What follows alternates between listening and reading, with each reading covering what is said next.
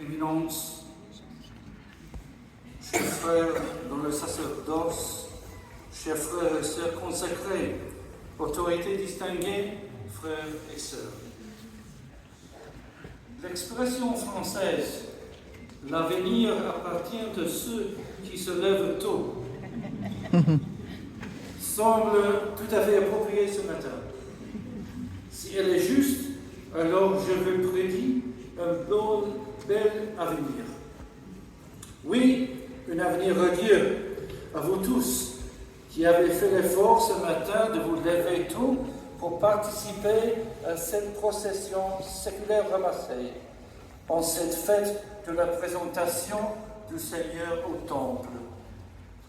En écho à la page de l'Évangile de ce jour, je puis vous livrer quelques pistes pour, au-delà des tragédies qui blessent, tuent et déchirent l'humanité aujourd'hui, regarder sereinement l'avenir en face, avec confiance et surtout avec un autre regard, celui de la foi. La célébration de cette Eucharistie me donne l'occasion de transmettre à chacun d'entre vous les remerciements et les encouragements de sa sainteté, le pape François. Il a été profondément touché en septembre dernier pour la chaleur de votre accueil, pour le courage avec lequel vous affrontez jour après jour défis et adversités et pour votre dévouement en faveur d'une civilisation de la rencontre avec Dieu et avec le prochain. La fête que nous célébrons aujourd'hui est née en Orient sous le nom de rencontre. Dans la page de l'Évangile si riche qui vient d'être proclamée est relatée une rencontre extraordinaire. À travers Marie et Joseph, le vieillard Simeon rencontre l'enfant Jésus, un événement déterminant et décisif pour son existence. En méditant sur ce qui arrive à Simeon, nous pouvons retracer les étapes d'une rencontre similaire, notre rencontre personnelle avec le Seigneur. Seule la rencontre avec Jésus pourra donner son vrai sens à notre vie. Tout nous a fait pour toi, Seigneur, et notre cœur est sans repos tant qu'il repose en toi, a écrit saint Augustin. Nous ne laissons pas détourner de cette quête. Laissons émerger ce désir et nous ferons l'expérience merveilleuse de la rencontre avec Jésus. Le christianisme n'est pas une religion du livre. C'est une rencontre dans la foi avec Dieu qui s'est fait présent dans l'histoire de chacun et chacun d'entre nous. Les personnages de la fête de l'Eucharistie nous serviront de guide. Les parents de Jésus, Joseph et Marie, ils viennent accomplir le rite prescrit pour la loi et offrir les défauts de l'agneau pour ceux qui n'ont pas les moyens, l'offrande minimale des pauvres, une coupe de tourterelle.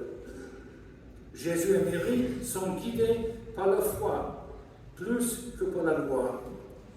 Souvenons-nous à l'Annonciation, surprise et bouleversée par l'annonce de l'ange, Marie s'en remet à la parole qui lui a été transmise de la part du Très-Haut. Voici la servante du Seigneur, que tout m'advienne selon ta parole.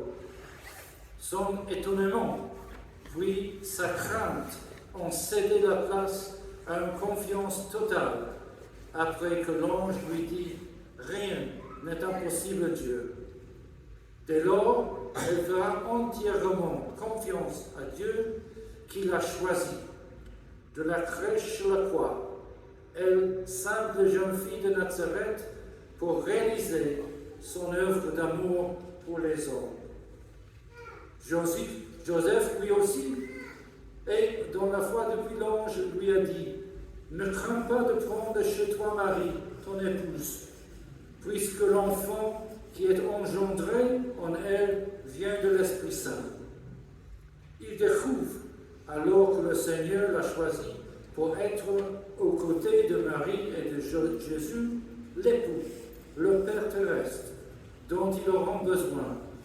Il s'abandonne confiant à la mission qui lui est confiée. Simeon le veilla, juste et religieux, attendant la consolation qui vient au temple ce matin-là, et reconnaît en prenant Jésus dans les bras le salut préparé par Dieu et la lumière pour éclairer les nations. Simeon aussi est dans la foi. Il avait reçu de l'Esprit Saint l'annonce qu'il ne verrait pas la mort avant d'avoir vu le Christ, le Messie du Seigneur. Et ce qui le pousse au temple ce matin-là, il nous laissera ce beau cantique que l'on chante chaque soir. Maintenant, ô Maître souverain, tu peux laisser ton serviteur s'en aller en paix, selon ta parole. L'abondance de celui qui peut désormais mourir en paix, car ses yeux ont vu le salut. Il y avait aussi une femme prophète, Anne, qui ne s'éloignait pas du temple et priait Dieu jour et nuit. Elle aussi, pauvre veuve, qui ne pouvait que se remettre à Dieu, dans la foi et la confiance, proclamait les louanges de Dieu et parlait de l'enfant à tous ceux qui attendaient la délivrance. Et puis, il y a l'enfant Jésus. Dans le texte, nous dit qu'il grandissait et se fortifiait, rempli de sagesse, et la grâce de Dieu était sur lui. Lui aussi, dans la confiance totale à Dieu, ne cessera de son rencontre à Dieu, son Père, durant toute sa vie et jusqu'à la preuve de la croix. Comme vous pouvez le constater, chaque personnage de ce récit est mu, conduit, guidé par la foi, la confiance. Ils peuvent, en cette fête, réveiller ce qu'il y a de meilleur en nous.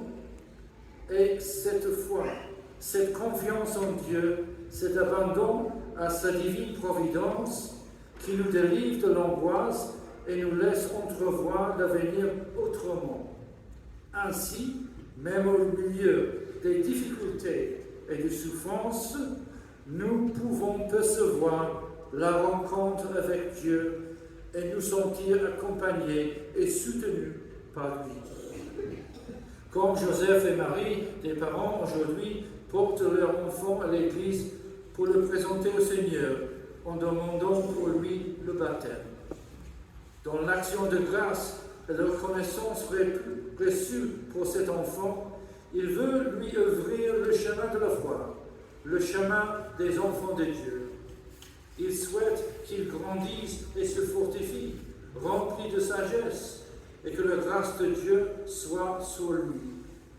Ils savent de l'expérience que la vie ne sera pas toujours facile pour leur enfant, mais ils choisissent de lui donner Jésus pour compagnon de vie, comme ami fidèle qui jamais n'abandonne ceux qui lui sont confiés, pour traverser cette vie, ses épreuves, ses joies, ses espérances, jusqu'en la vie éternelle.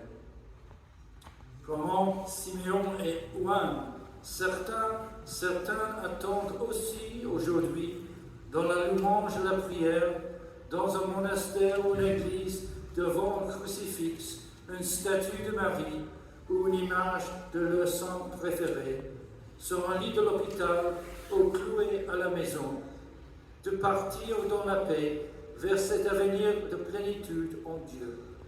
Pour eux, avec eux, redisons, maintenant, ô Maître souverain, tu peux laisser ton serviteur s'en aller en paix selon ta parole. Demandons pour eux la grâce de l'abandon dans la confiance.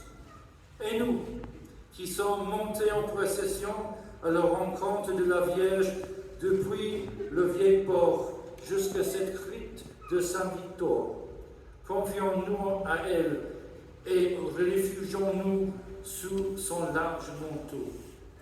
Il y a de place pour chacun, comme dans son cœur. Confie en lui cette archidiocèse, cette ville mosaïque d'espérance, ainsi que tous ses habitants et chacun d'entre vous. Soyez une mère de bien pour faire face aux pauvretés d'aujourd'hui avec une synergie solidaire.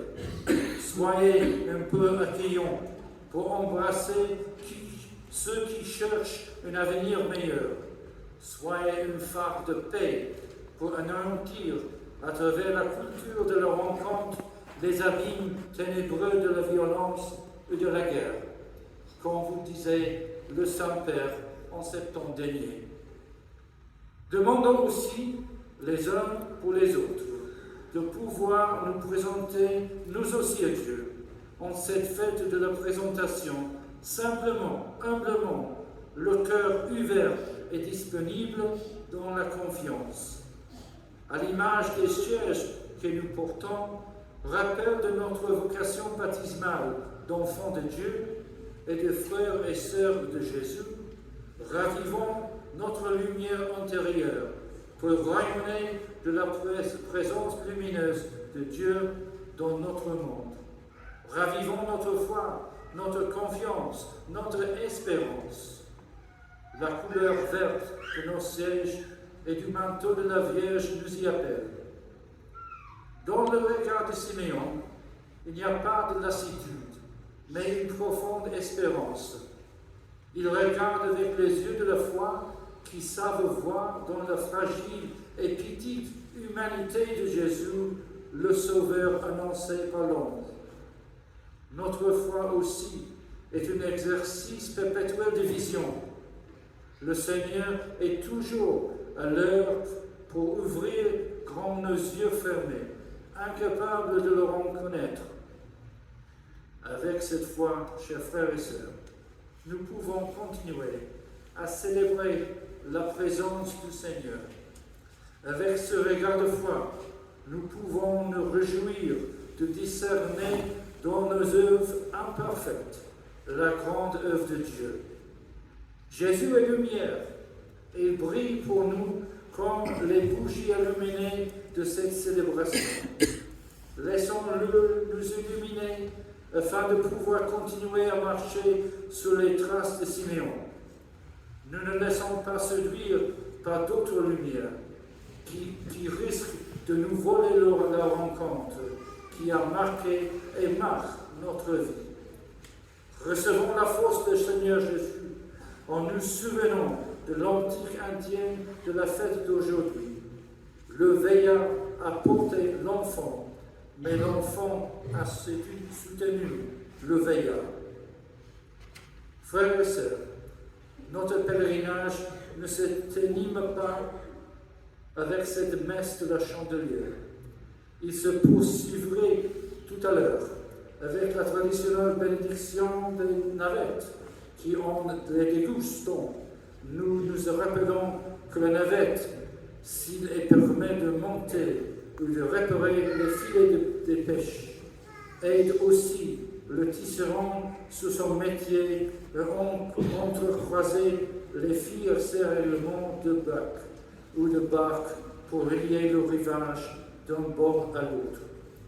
Puissions-nous être des réparateurs du lien fraternel dans le tissu humain, comme dans les relations avec notre prochain, ainsi que des passeurs de fraternité. Alors, l'avenir de chacun est pour chacun, dans cette attitude de foi revivifiée, de confiance renouvelée, d'abandon et d'espérance sera lumineux, radieux avec Dieu en Dieu. Amen.